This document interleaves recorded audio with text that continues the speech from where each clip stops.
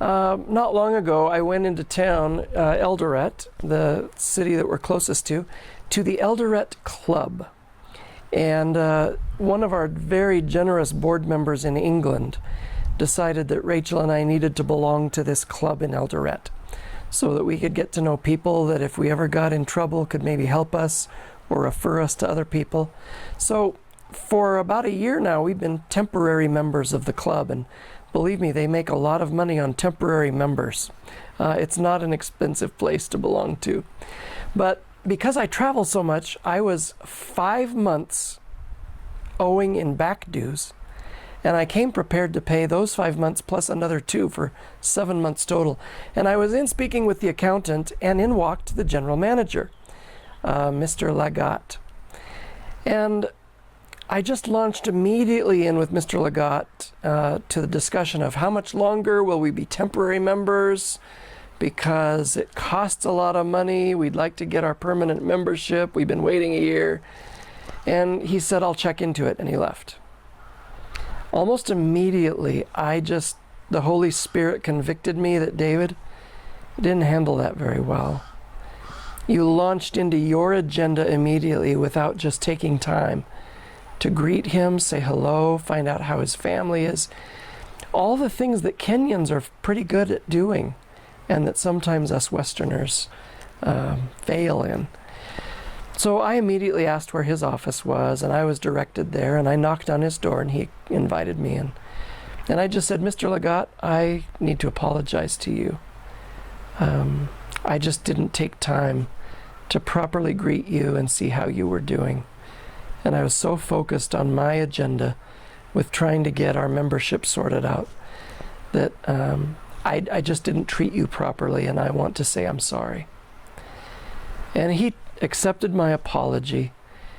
He then asked me, what my situation was. I explained that I traveled a lot, that often we're gone for months and I'm not able to even use the club.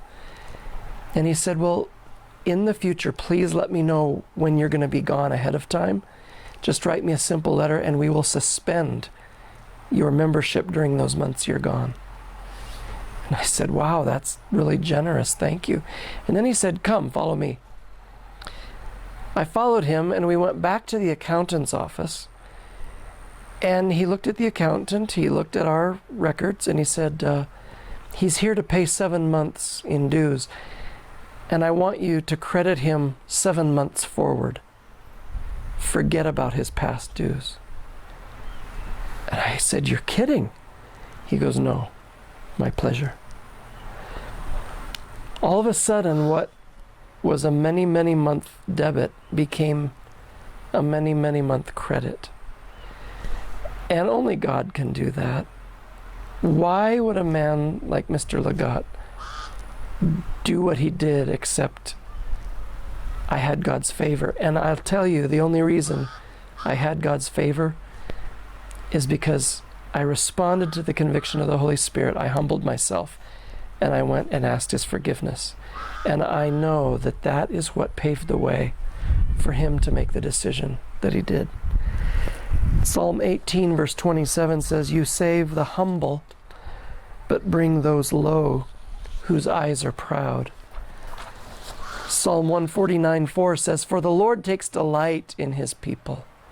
He crowns the humble with salvation. Proverbs 3:34, he gives grace to the humble. 1 Peter 5, all of you clothe yourselves with humility toward one another, because God opposes the proud, but gives grace to the humble. Humble yourselves, therefore, under God's mighty hand, that he may lift you up in due time. When you know the Lord and you walk in humility, he honors that.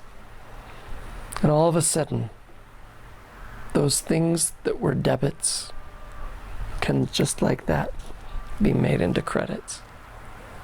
God bless you. Thank you for watching Soul Steps today. We appreciate it. Please remember to visit our website at soulsteps.org. There you'll find opportunities to ask for prayer There's a list of volunteer needs that we have so you can help us grow and develop our team and this work. And it'll show you opportunities for giving financially as you're able. We appreciate your support in every way. And remember that soul steps are important today because God cares about who you are and how you live. God bless you.